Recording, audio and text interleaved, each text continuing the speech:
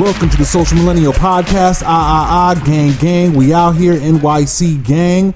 Yo, we making it through. We're surviving COVID-19. Pushing forward to phase 3 without the indoor dining is wild. Yonkers, Westchester, Eastchester, indoor dining is in effect. I was up there last week. It was pretty fire. I was up there this week. It was pretty fire. Things are pretty opened. It's pretty wild. We've been locked down for so long. Going out, hitting Applebee's, hitting restaurants. Like, okay, we're really in here. You know, making sure the social distance, but you can eat inside now, which is pretty amazing. We're definitely bouncing back. I know some places are still going through it. It is what it is. It's a virus, COVID-19, spreading, exposure. You know, we're seeing a lot of cases. The deaths seem to be going down, but you know, y'all, we gonna make it through. USA is gonna make it through. NYC gang is gonna make it through. We strong. I know dudes was out here July 4th like ain't no COVID. Like COVID went out of style. Like COVID is old school Air Force Ones. Just all right. We on to the next. Old school Jordans. We on to the next. It's wild. It was old news. COVID got canceled for that week and a half or whatever, or what have you. Because in NYC, when it's time to walk around in bikinis, you best believe COVID can't be seen. You know what I'm saying? But we out here once again, another week of tribulations, another week of triumphs. Social Millennial Podcast. I hope y'all are checking up on social media at Social Millennial Pod. For Facebook and IG. Check up on our email if y'all want us to talk about anything specific, any kind of topics y'all want us to cover, want to see what the take is. The Social Millennial Pod at gmail.com. Check it out. We're going to be on Twitter soon, but now that I got that out the way, let's get into some news. You know, Walmart is jumping into the paid membership game with I think they're gonna call it Walmart Plus. It was supposed to drop this past spring, but the pandemic, you know, did its thing. Walmart is dropping Walmart Plus. Supposed to be this month that they're dropping it. I don't know if it's actually gonna happen, but they moved it from the spring to some point this month. A $98 per year service that includes same-day delivery, fuel discounts, and other perks. So they're looking to take aim and shots fired at Amazon Prime. You feel me? Walmart is a big deal, as everyone knows, at least here in NYC. There aren't too many Walmarts. There really aren't. I think there's one in Queens, if I'm remembering correctly. But Walmart is not a super huge thing here. As far as I can tell, it is definitely not. I spent some time in the South, and Walmart is a thing. It is a thing. They sell everything under the sun, for better or for worse. It's fire and trash at the same time. But Walmart is hitting that membership service, which is pretty interesting. I wish that there were more Walmarts. It might be pretty cool to have a Walmart membership service, a membership plan, considering that they sell everything under the sun anyway. So yeah, I'm pretty hyped to see how this works in terms of the membership market and in terms of streaming services and things like that. I wonder if they're going to start to branch out and eventually offer certain kinds of programming. Yeah, so this is a pretty interesting experiment to see how this is going to develop.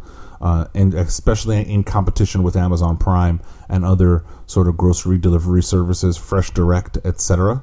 So yeah, stay tuned for that. And in some media news, the Chilling Adventures of Sabrina is canceled. I saw the news today. I was sad. For those who have seen it, y'all know it's fire.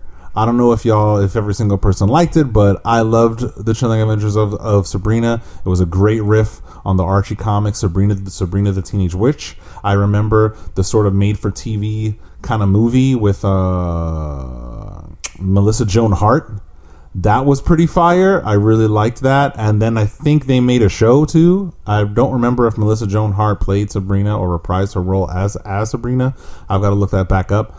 But I liked it. I liked this sort of new gothic occult take on the chilling adventures of Sabrina, and it was cool that it was tied into Riverdale and the kind of Riverdale universe that they are creating.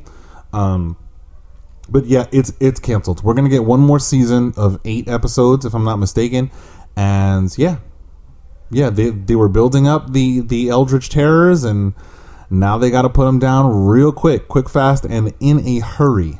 I was super anticipating this new season and anticipating where the show was gonna go next. The cliffhanger was pretty cool. For those who haven't seen it, I'm not going to spoil it. Please go and watch it. It's pretty fire. If you're kind of squeamish, if you get creeped out easily, then this is not a show for you. Y'all can just move it along. If y'all feel like y'all can't take certain kinds of satanic imagery, then this is not the show for you. It is fire. I stand by that. It is fire. I recommend everybody who can handle it, go watch it. It's pretty cool, pretty funny. The writing is snappy. The subject matter is snappy. How they treat certain things are pretty cool, pretty interesting. Definitely a departure from the more tame Archie comics that it's based off of, and even more tame, or should say tamer than the made-for-TV movie that came out in my younger years. I should say it's not tamer. It is more severe. It is more intense than the Archie comics, much more intense than the made-for-TV movie, and then the show. Much more intense, much deeper. I mean, it's Netflix. They were able to do a lot of wild stuff, but it was pretty cool, pretty interesting. I'm super into that stuff, into exploring theology, etc. It's pretty fun. But yeah, the show is canceled. I'm super sad. Yeah, just super duper sad, especially in the midst of COVID that it would get canceled. I wonder if the numbers weren't doing so well. I don't know. They haven't, as far as I can tell from the articles that I'm reading from the news that I'm keeping up on, I haven't seen a reason why it's being canceled. So I don't know if it's the numbers. I know it got renewed pretty quickly after this past season. You know, when Netflix was saying another season's coming. So it's pretty interesting that it got canceled like that.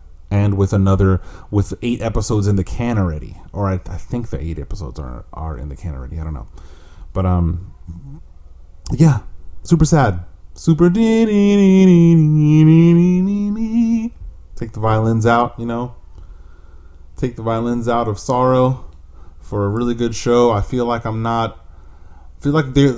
there are good shows out there, but I don't know. Certain things I don't quite gravitate towards. And as I get older, and maybe it's cynicism. I am a millennial. Maybe it's just the me being a product of the time period that I was raised in, that I came up in. But I don't know. It's taking chances on shows, taking the time to emotionally invest is becoming more and more taxing. I'm starting to question whether it's worth it. When I want to start a new show, or I'm asking people like, what are y'all watching? What do you think is interesting? I gotta take a deep breath, because here we go. Let's try to invest in this thing that may be trash, all the way trash. May start off good and end horribly. Go off the rails. I'm looking at you, Game of Thrones. So we'll see. We'll see how this last season goes. I hope that it's a great send-off. I hope that it's a good ending. I hope that it isn't that they had 8 episodes in the can and then they canceled it and we're just going to air the last 8 episodes. I hope that they kind of knew in the beginning of filming that it was going to be the last season, so then they could, work it into the story, work a good ending, work a good send-off into the story. Not a lot of shows get the ability to have an ending, and in the rare occasions that they do, it's a blessing that you're able to sort of lay the characters to rest, let the characters do their thing off in dreamland, off in idea land when the series is over. Now on to something a little bit more serious. The Dakota Access Pipelines are back in the news. So I'm not going to go super into like the back and forth with Congress and court system and getting all the paperwork done and registrations and environmental protection inspections, etc. Regarding the Dakota pipeline. It gets super complicated and dates all the way back to before Trump was president. This is in the tail end of the Obama presidency. This Dakota pipeline, and so many protests had gone on. The route of the pipeline is going to hit some Indian burial grounds, I believe CO. I could be wrong.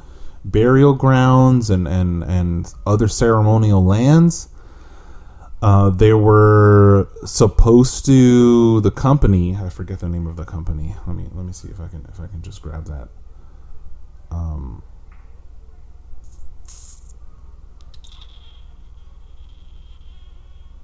Energy Transfer, Energy Transfer LP, a Dallas-based company run by billionaire Kelsey Warren. There were supposed to be some. The construction was supposed to be paused, and or the construction, or I should say, it should have been paused. There was a point midway through where the government suggested that they pause the construction for a thorough and adequate assessment of what the environmental impact would be putting a pipeline through there, aside from going over the burial grounds and certain certain super old treaties with the United States government that were being cited and that were believed to be in violation of regarding the building of the pipeline. Aside from that, it was suggested that they stop midway through. Now, they did not take heed to that suggestion. They completed it, and even then, government wanted to be able to make an assessment on the environmental impact of the pipeline. The pipeline still opened up anyway. It overlapped into the beginning of the Trump presidency, and when Trump jumped on, got sworn in, he, through executive order, expedited the paperwork so that the pipeline can get up and running. And by expediting paperwork, meaning expediting the process of of allowing the environmental assessment to run its course. So that got truncated and or thrown out the window. I don't really know how much of it got done. But here we are now, ordering the shutdown, and Energy Transfer is not with it. They are not with it. They are not trying to shut it down. They're not trying to drain it out to be able to assess the environmental impact, and it's becoming a problem. Now, big deal, because yes, an oil spill covers a whole lot. Yes, they have certain kinds of insurances for that.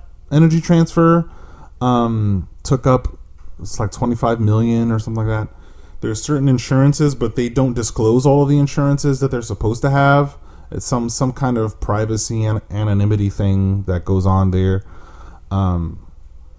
But it's a travesty. My personal opinion is, from the start of this, that pipeline should not have ran through where it ran through.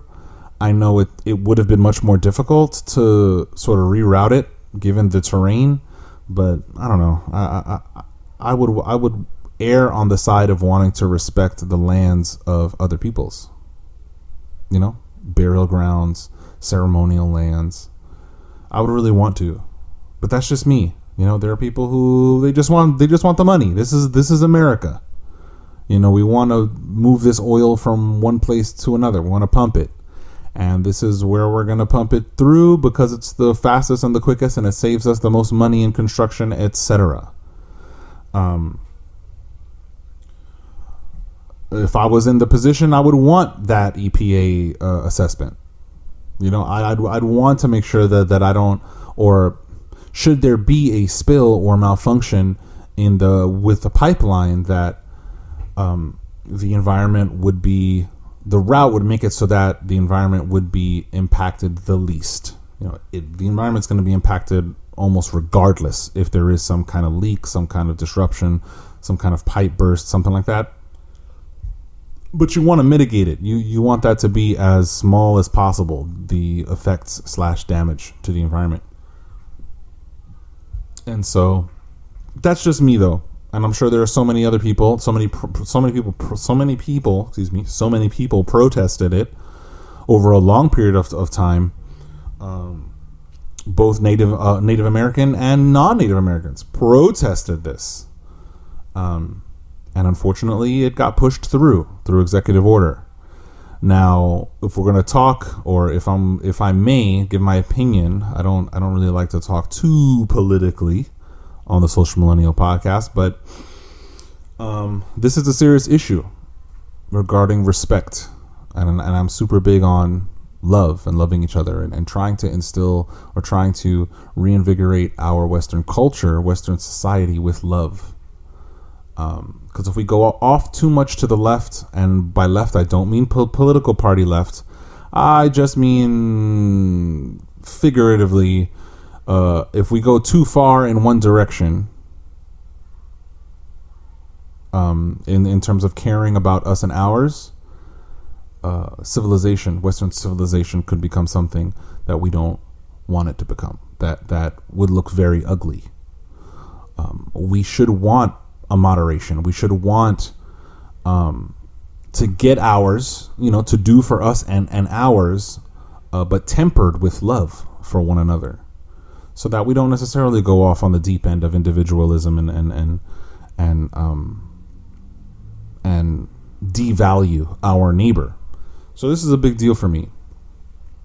I believe, maybe this is a hot take, as I'm seeing now in the news, CNN, the powers that be, mainstream media, will or has been saying, the headlines have been reading something like a blow to Trump, that this shutting down of the pipeline for the EPA assessment and certain paperworks were not filed correctly and so on. That it's a blow to Trump and blaming Trump and blaming this because of that and executive order. And I partially agree. I believe that I don't have all of the information in terms of understanding what information is privy to the President of the United States that is not privy to the American public. Oftentimes, there's a lot of information that never makes it to the American public, to the people. A lot of decisions that have to, a lot of very difficult decisions that have to get made in those higher offices, with information that the general public often never gets made aware of.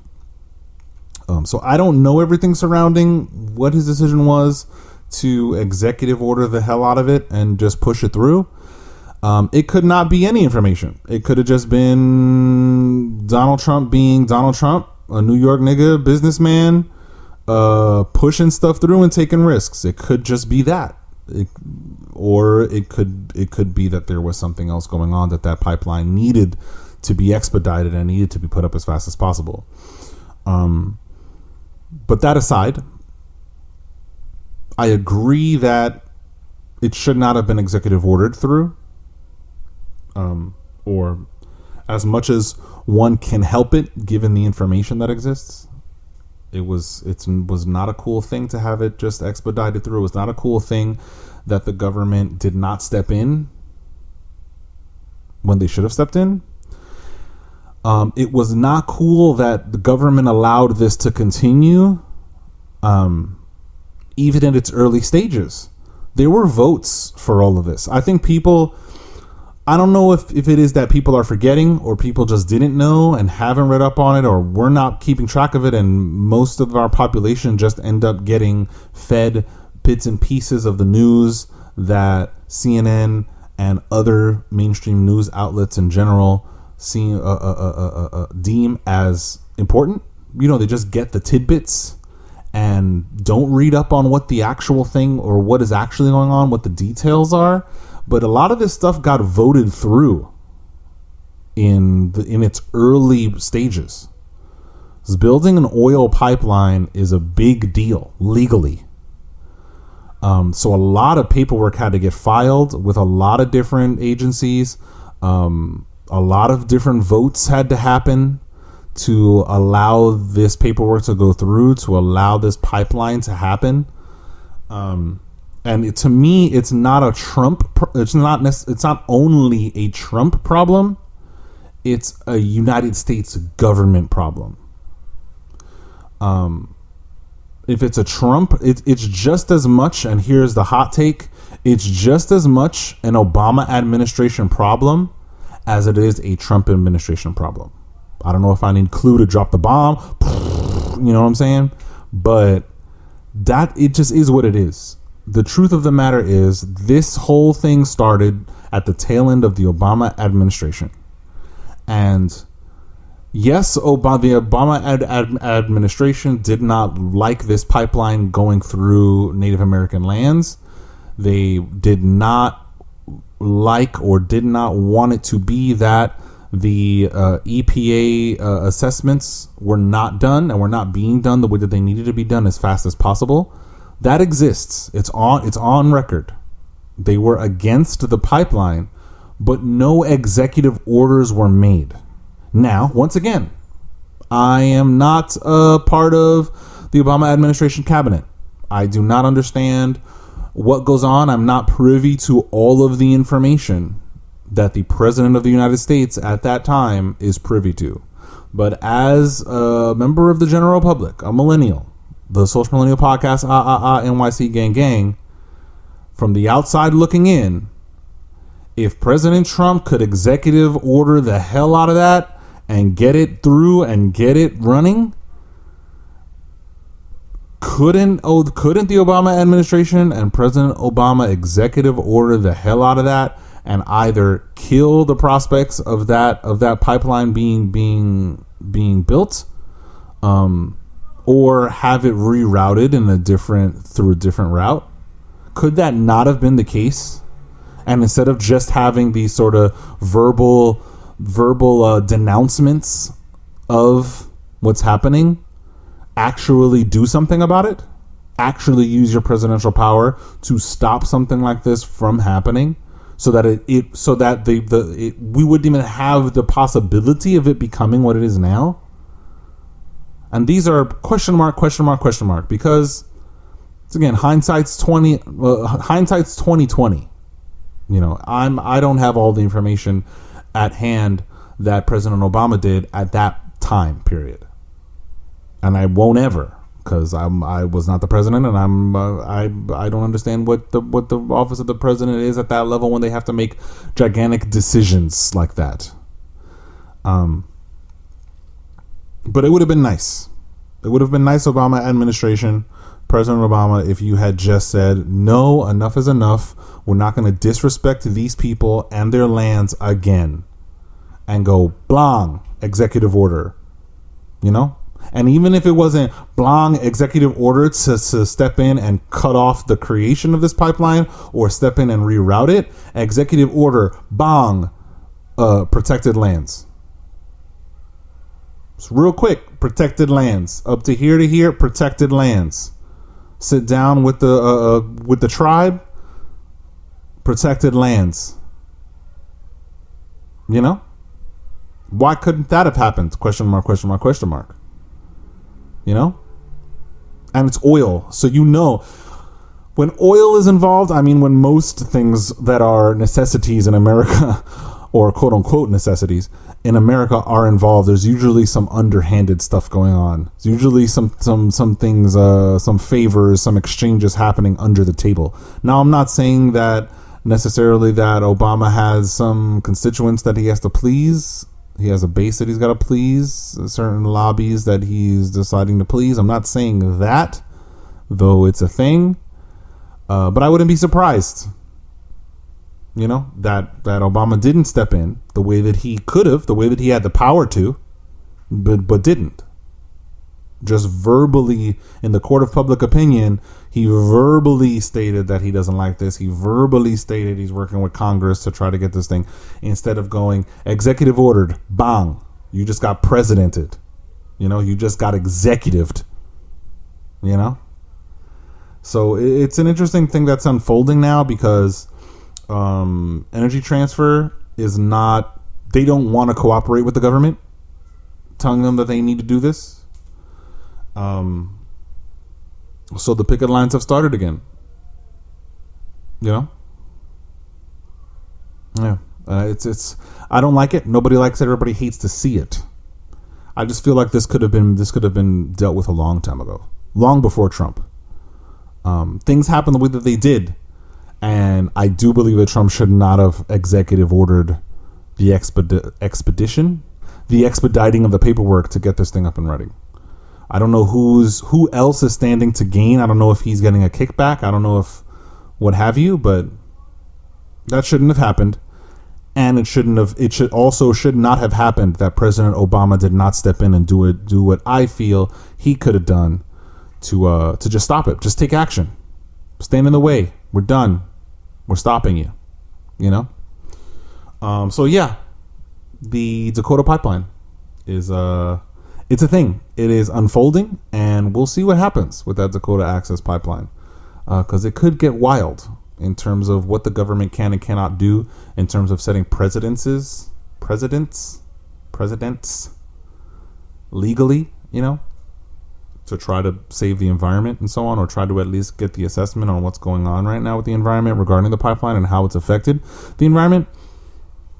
So I'll definitely be looking at this. Now, what are we talking? What are we talking today? We're talking talent.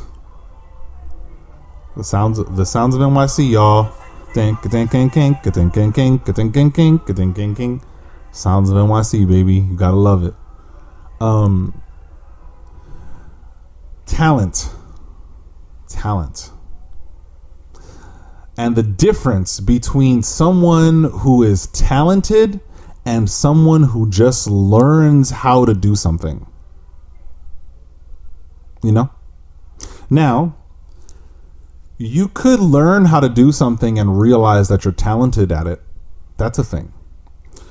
But I'm talking about people who it's very clear that they have this innate ability, this innate gift within them without ever being taught, this ability to absorb and process certain kinds of information a certain way, in a very special way.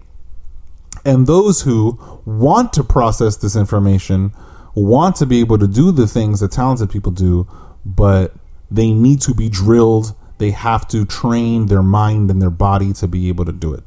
Now, there is a difference. There is a stark difference. And what's cool about it is that a lot of that difference comes from feeling. You can feel when someone is talented. You can feel it's an intangible thing when you're dealing with somebody who's a maven at what they do. Whether it's a musician, whether it's a comedian, whether it's a social media manager, whether it's an electrician, you see the passion and you see the skill. Like you can feel that their brain works in a wild way, and their brain processes in a wild way to be able to produce what they're producing, whether it's electrical work, whether it's music or performance. I speak from the performance aspect because I'm a performer. I'm in the entertainment industry. I am a multi-instrumentalist. I am a vocalist. I am a songwriter. I am a singer. I just do everything under the sun. You gotta diversify. So from my standpoint, I can tell when someone is talented, and I can tell when someone is a learned musician. Where, okay, I'm in college, maybe not. I'm in college and I'm like, oh, well, I don't know what to do with my life. Okay, let me go do this. Let me go do this music degree, or let me go do this theater degree, or what have you. And they go through it, get good grades. They become good at it through arduous training and practice to beat their brain and their mind and their body into submission, to be able to regurgitate the things that they've learned when they get out of college or when they got out of their schooling.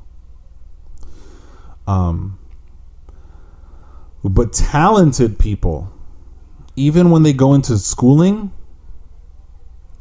talented people go in with a completely different mindset. They often don't have to drill. They often don't have to beat their mind into submission. Because, from my perspective, music and entertainment, the music flows through them. Which was the description that I was giving about how intangible it is.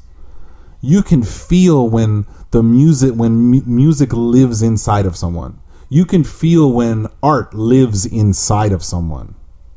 It's a very powerful thing. It's a very powerful feeling to experience when you're in the presence of someone doing their art, and their art comes from them. It comes from deep within them. It's a completely different feeling than someone who, one day just decided to start painting, one day just decided to start singing, and that's it. They never really gravitated towards it when they were younger. There wasn't really an unction to being a performer or to being an artist of some kind and putting themselves out there, until they just were like, oh, let me see how this goes. And then they try it, and then that's it. They realize that they like it, but there are often certain hurdles that people like that have to overcome, that those who are talented don't necessarily have to deal with at such a large degree, or in such a severe degree. And so that feeling, especially at the professional levels, those who are super talented, or I'm starting to find out, as I've started to make my connections and sort of get a lot of the behind the scenes deets about a lot of individuals, a lot of colleagues and future colleagues of mine in the entertainment industry, a lot of individuals who are learned musicians or learned performers or learned entertainers, and they don't really have the it factor, have their art live inside of them. They tend to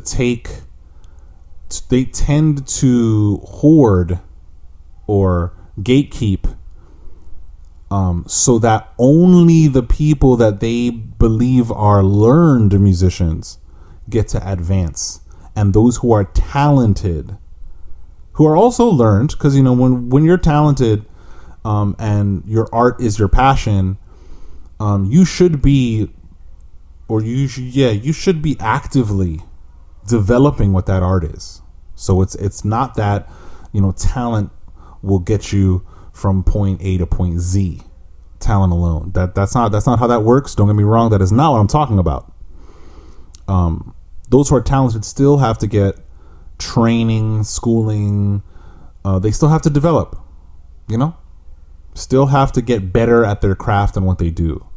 It's just for them, because their art lives inside of them, their position in development or developing their perspective is way different than that of someone who's coming in cold, that was not born with the talent, not born with an innate ability to perform these kinds of tasks.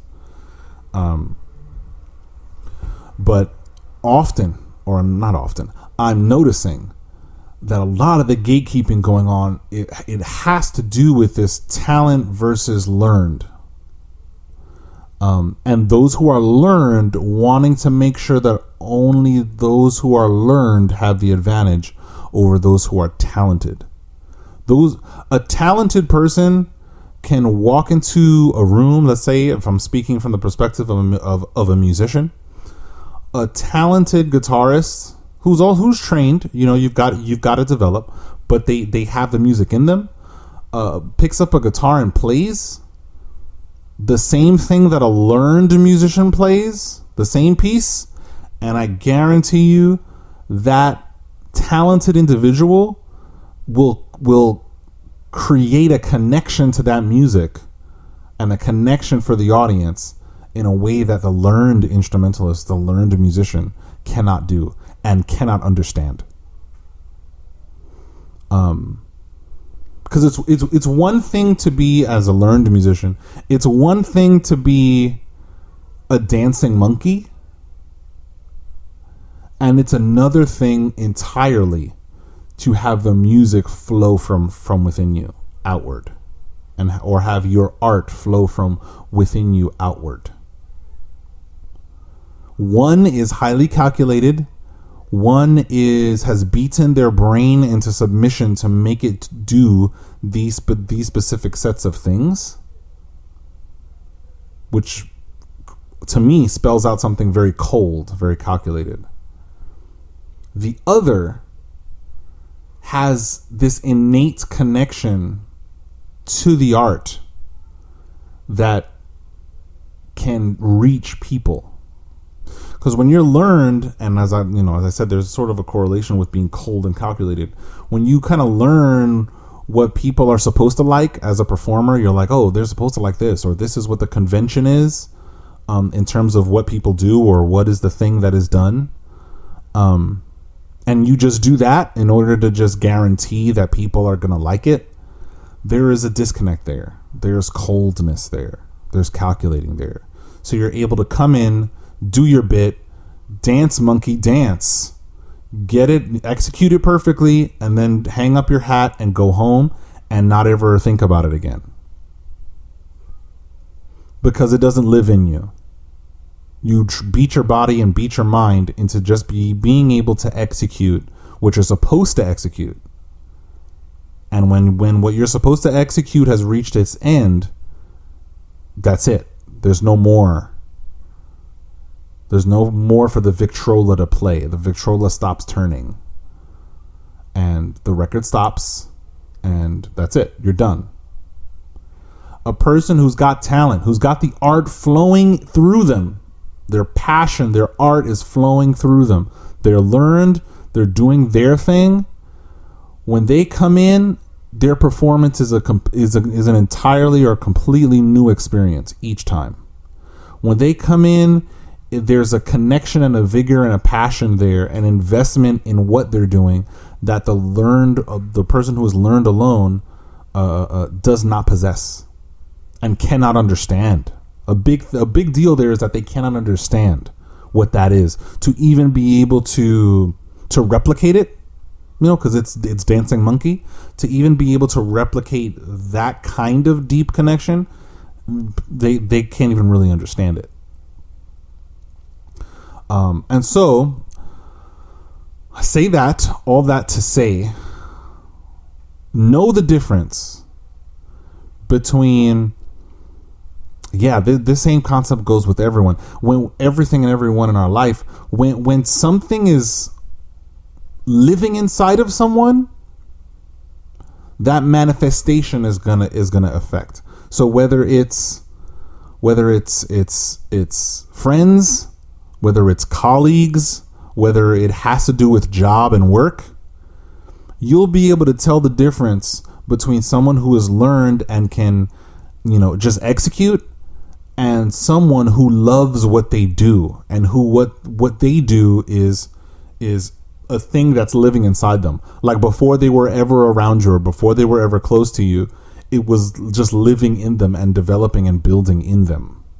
So whether it's a friendship and someone is a good friend, whether it's a lover and someone is committed to love, because it's not just committed to you because before you met them there was love in their heart that they cultivated and understood, that they strived to be an understanding person, and that's just who they are. Or at work, you can tell from your coworkers who's got a handle on what they do because they're calculated, and who just loves it, who's here, who eats, sleeps, breathes it because it gives them life. Surround yourself with people like that.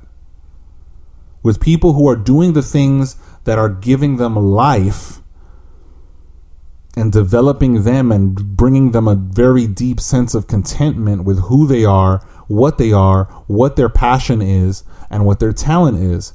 Because those kinds of people around you are going to contribute to you. You're going to be able to see these energies. You're going to be able to feel these energies, and it's going to propel you forward to jump into what you love, to jump into what your talent is, to develop yourself in that area so that you can have an even deeper connection with your life, with life in general, with the world, with your life, and with what you do with your life. Because that connection is vital. It's so vital. And so many people don't really understand. People who are not jumping into their talent, people who are not jumping into their passion, people who are just like, you know what, this is a good job, so I'm just going to jump into it and whatever, man. I'll just beat my body into submission to learn how to do this one thing, and I'll just do this one thing and hate my life and try to do the things that I love when I have 1 or 2 hours at night every 3-4 days. That's not an invigorating existence. So surround yourself with people like that. You become a person that is, and by people like that I mean people who are passionate about what they do, who they are, what their talent is, and continuing to further and deepen their connection to the world and how they interact with it, and to what their life becomes through their personal art. And someone's art could be being an electrician. Someone's art could be a private contractor. Somebody's art could be a taxi driver. It's not just about music and entertainment and so on and so forth. I'm speaking from that perspective. But it's not just about that. It's what is you? What are you? What makes you you? What animates you? Because if you cultivate that thing that animates you, no limit. I was going to say the sky's the limit, but no limit really to what you can accomplish with your life and what you set out to do. So, yeah. Love, peace, man. Love and peace, man. Because that's where it's at. Connection, consciousness, care, understanding is where it's at. Our culture is starting to get real settled and real used to fighting against each other, real used to coming up or really used to passing judgment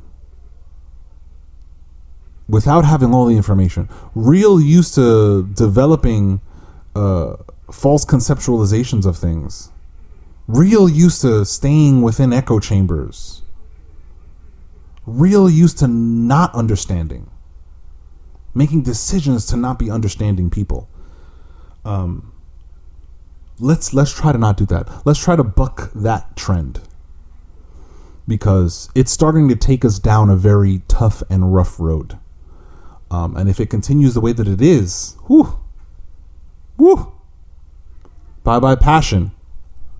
Bye-bye joy. So yeah, y'all. My recommendations for the week, I believe I have 1 or 2. I already said Sabrina. If y'all haven't caught it, catch it, because the new season's coming. If you haven't caught The Umbrella Academy, please catch it. If it looks weird, grit your teeth and bear it and watch it, because it's pretty cool, it's pretty zany, it's pretty deep, it's pretty intense, and season 2 is coming. They just dropped the trailer today or yesterday, and it looks super interesting, the direction that they're taking it. So yeah, I said those 2 things. What else can I recommend for this week?